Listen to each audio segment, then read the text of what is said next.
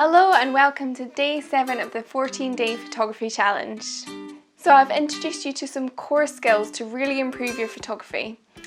Now we're going to move on to some techniques that will help you in certain situations. Today we're going to talk about open shade and how you can use that to improve your photography, particularly for portraits. So open shade is when you stand your subject in an area out of the direct light, but facing into the light source.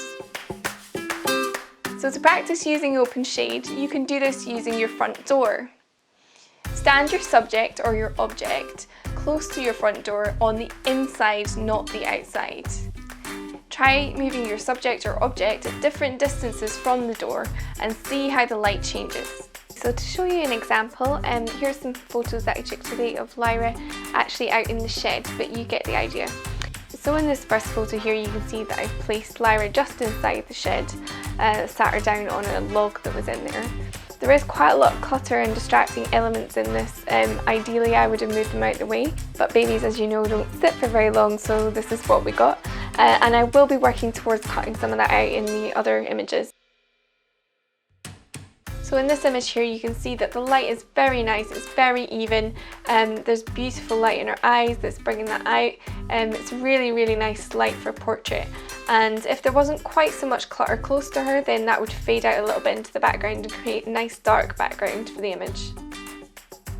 So here you can see I've done a portrait version, which has helped to cut a little bit more of that clutter out, that ideally of course I said I would have moved.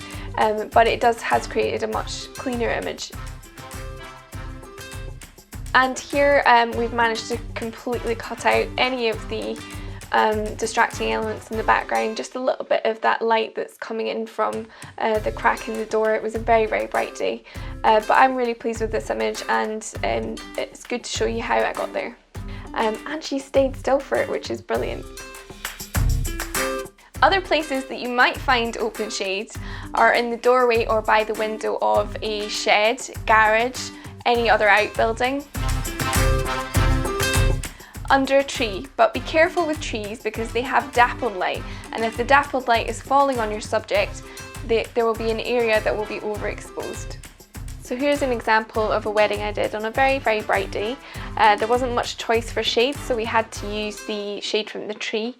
And you can see that there's some dappled light on the bride here. Now I've done a lot of editing on this photo, so it's actually not too bad, but you'll find it very difficult to get a really good image with dappled light.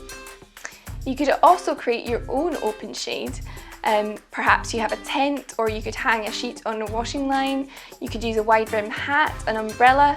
Get creative with this, you can try lots of different things. So here's a good example for using a wide brimmed hat for open shade. You can see that Lyra's eyes are nice and bright and open, and there's nice even lighting on her face, and that Neve and I are struggling in the sunlight and there's quite harsh light on our face.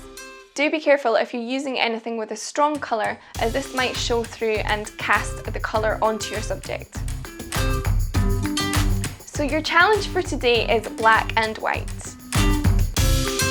So for this challenge, I want you to try using some open shade.